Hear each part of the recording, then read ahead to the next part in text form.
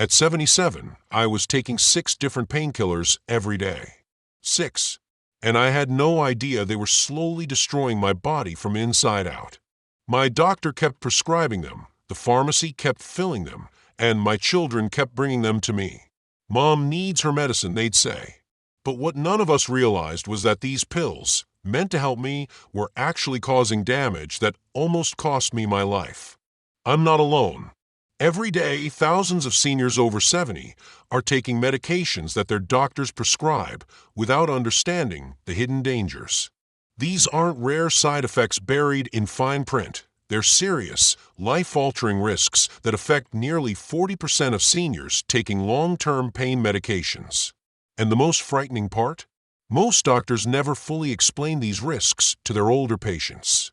In this video, I'm going to reveal 6 hidden dangers of painkillers that specifically affect adults over 70, risks that most doctors either minimize or fail to mention altogether.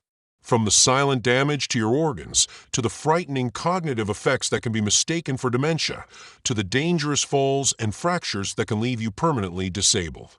By the end of this video, you'll understand exactly why these medications affect seniors differently than younger adults, and more importantly, what alternatives exist that can help manage your pain without these serious risks.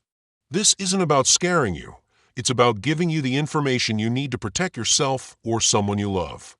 Stay with me until the end, because the 6th danger I'll share is something almost no doctor discusses with their elderly patients. Yet it's responsible for thousands of emergency room visits every year among seniors over 70. This hidden danger can develop so gradually you won't notice it until it's already caused serious harm. And knowing about it now could save you or someone you love from a medical emergency that too often becomes life-threatening for seniors. The first hidden danger of painkillers after 70 is silent organ damage. What many seniors don't realize is that as we age, our liver and kidneys, the organs responsible for processing medications, become significantly less efficient. By age 70, our kidney function has typically declined by 30 to 40%, even if we've never had kidney disease. This means that medications stay in our system much longer, building up to potentially toxic levels, even when taking the recommended dosage. This isn't just a minor concern. It's a serious risk that can lead to permanent organ damage or even failure. Take Margaret, a 76-year-old retired nurse who had been taking over-the-counter pain relievers daily for her arthritis pain. I figured if I could buy it without a prescription, it must be safe, she told me. After 2 years of daily use, she started experiencing unusual fatigue, swelling in her ankles, and confusion. Her doctor ordered tests and discovered her kidneys were functioning at just 35% capacity. The damage was directly linked to her pain medication, something no one had warned her about. Even more concerning, some of this damage was permanent. Compare this to her friend Ruth, also 75, who was managing similar arthritis pain but had a doctor who monitored her kidney and liver function every 3 months. When early signs of kidney strain appeared, her doctor immediately adjusted her medication, preventing the kind of damage Margaret experienced. The solution isn't necessarily to stop all pain medications, but to understand that after 70, you need more frequent monitoring. Request liver and kidney function tests every 3 to 6 months if you're taking pain medications regularly. And always ask your doctor specifically, given my age, how might this medication affect my kidneys and liver over time? This question alone could help protect your organs from silent damage. The second hidden danger of painkillers after 70 is their effect on your brain.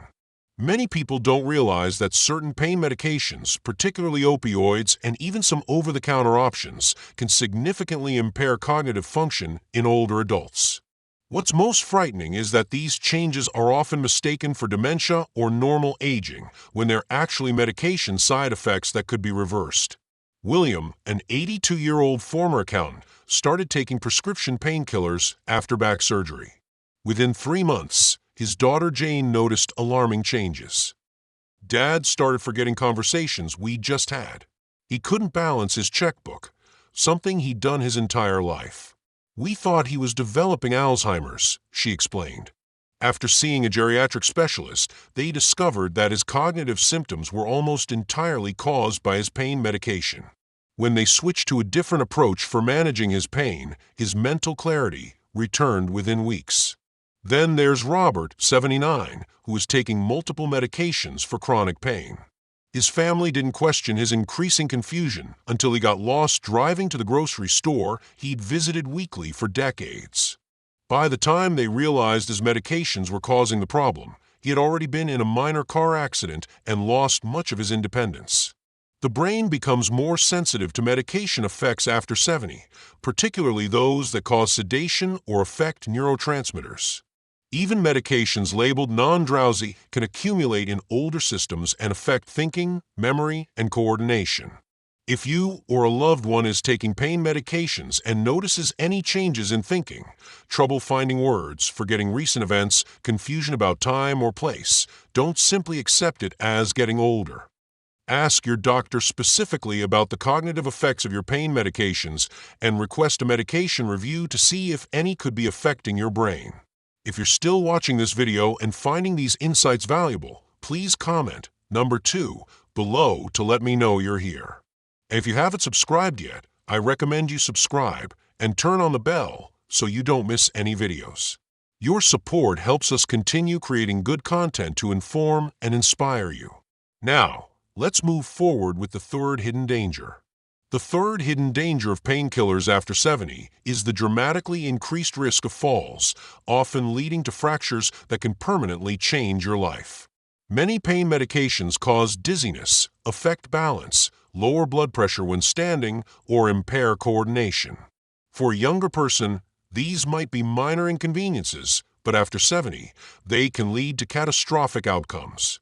What many don't realize is that a single fall after 70 can trigger a cascade of health problems that lead to permanent loss of independence. The statistics are sobering. More than 95% of hip fractures are caused by falls, and 50% of seniors who fracture a hip never return to their previous level of independence. Helen, a vibrant 74-year-old who lived alone, started taking a new pain medication for her shoulder. "No one warned me it might affect my balance," she told me from her nursing home room. One evening, feeling slightly dizzy, she got up to use the bathroom and fell, breaking her hip. Despite surgery and rehabilitation, complications developed, and she never returned to her home. All from one fall that might have been prevented with proper warning about her medication. Contrast this with Thomas, 77, whose doctor specifically discussed fall risk when prescribing pain medication. Thomas was advised to use a night light, keep a phone within reach, and take extra precautions when standing up. His doctor also suggested taking the medication at times when he wouldn't need to walk around much. These simple precautions likely saved him from a similar fate. What's most concerning is how rarely this risk is discussed in detail with patients. Many doctors mention dizziness as a possible side effect without explaining the potentially life-altering consequences of a fall at this age. If you're taking pain medications, ask your doctor specifically about fall risk and what precautions you should take. Consider having your balance evaluated by a physical therapist and make safety modifications to your home. These steps could literally save your life and independence. The fourth hidden danger of painkillers after 70 is potentially deadly medication interactions. By the time most of us reach 70, we're taking multiple medications. The average senior takes 7 different prescription drugs. Each additional medication exponentially increases the risk of harmful interactions.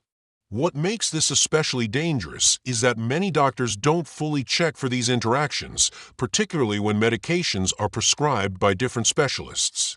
And even fewer consider how over-the-counter painkillers might interact with your prescriptions. Clara, 83, was taking a blood thinner prescribed by her cardiologist when she developed arthritis pain. Her primary doctor prescribed an anti-inflammatory painkiller, but didn't realize it would interact with her blood thinner. Within weeks, she was hospitalized with internal bleeding that nearly took her life. "Neither doctor asked for my complete medication list," she said. They each seemed to only focus on their specialty. Then there's George, 76, who had been managing his pain with over-the-counter medications he purchased himself. He didn't think to mention them when his doctor prescribed blood pressure medication. The combination caused his blood pressure to spike dangerously high, resulting in a stroke that left him partially paralyzed. I didn't know that something I could buy without a prescription could be so dangerous with my other medications, he told me during his rehabilitation. These aren't rare occurrences. Studies show that adverse drug interactions cause nearly 1.3 million emergency room visits each year, and seniors are at highest risk. The solution requires you to be proactive.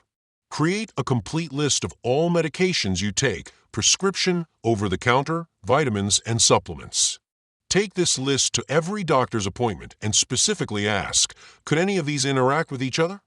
Ask your pharmacist for a medication review at least once a year. And never start a new pain medication, even an over-the-counter one, without checking for interactions first. If you're still watching this video and finding these insights valuable, please comment number 4 below to let me know you're here.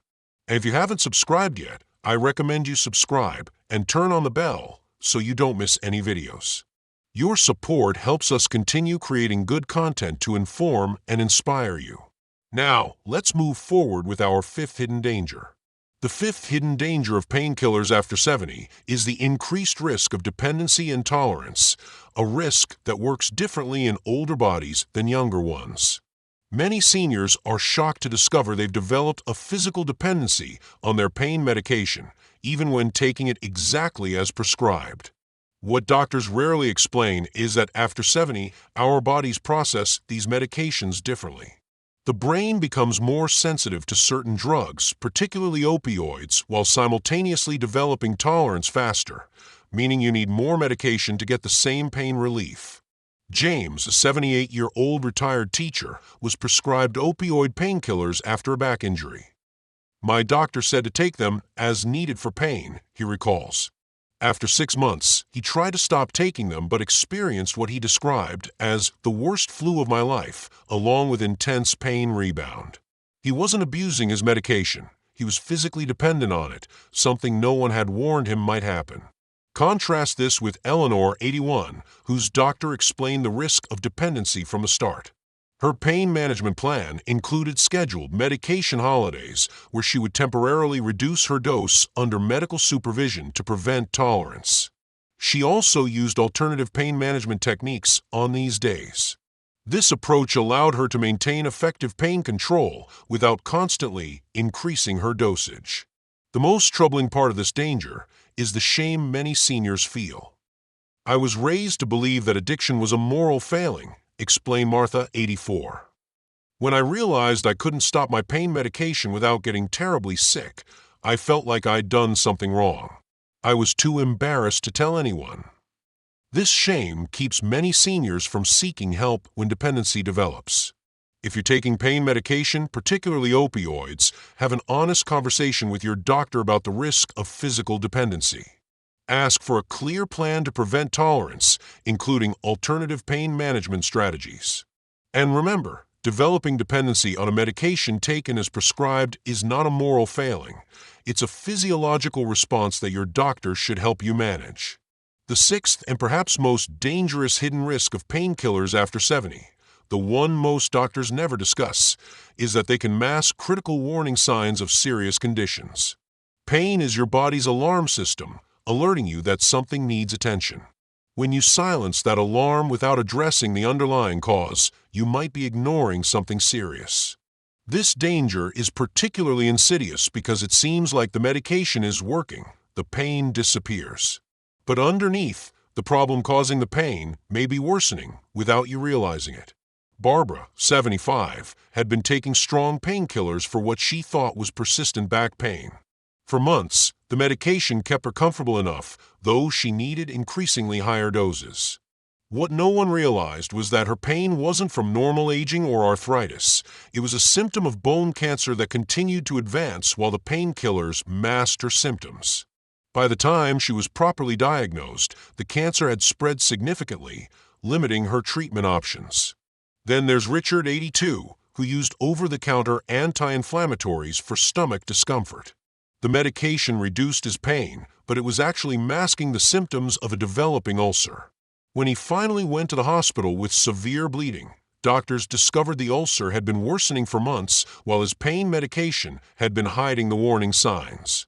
What makes this danger particularly relevant after 70 is that serious conditions become more common, making accurate symptom assessment even more critical. Yet too often, pain is treated as something to eliminate rather than a message to understand. If you're taking pain medication, regularly ask your doctor, could this pain be a symptom of something that needs different treatment? Don't settle for pain management alone. Insist on investigating the root cause. And if your pain changes in character or location, or if you need increasingly higher doses for relief, these could be signs that something more serious needs attention. Now that you understand these 6 hidden dangers, organ damage, cognitive effects, fall risks, medication interactions, dependency, and masking symptoms, you might be wondering if you should stop taking painkillers altogether. That's not the message here. Pain management is important for quality of life, especially as we age. The goal isn't to suffer needlessly, but to use these medications wisely, with full awareness of the risks specific to our age group.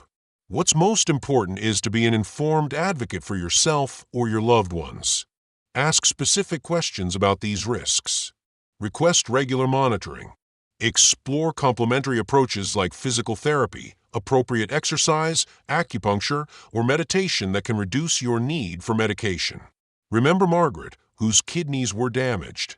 After recovering, she now uses a combination of gentle exercise, targeted physical therapy, and much lower doses of medication, with regular kidney function tests. Her pain is managed, and her health is protected. William, who experienced cognitive effects, now uses non-drug approaches first, saving medication for breakthrough pain. His mind is clear, and he's back to managing his own finances. The body changes dramatically after 70. The medications that worked for you in your 50s and 60s affect you differently now. This isn't about fear, it's about empowerment. With the right information and the right questions, you can manage pain effectively while protecting your health, independence, and quality of life. Thank you for joining me today. I'd love to hear from you. Leave a comment below and share one thing you learned today and how you plan to use it in your life. Your thoughts are important to us, so don't hesitate to share them. Reading your comments gives us great motivation and encouragement. If you enjoyed this video and found it helpful, please like, subscribe, and share. Your support helps us continue creating good content to inform and inspire you. In our next video, we'll be talking about alternatives to traditional painkillers that can be especially effective for seniors, approaches that can reduce your pain without these hidden risks. Thanks for watching, and I look forward to seeing you in the next video.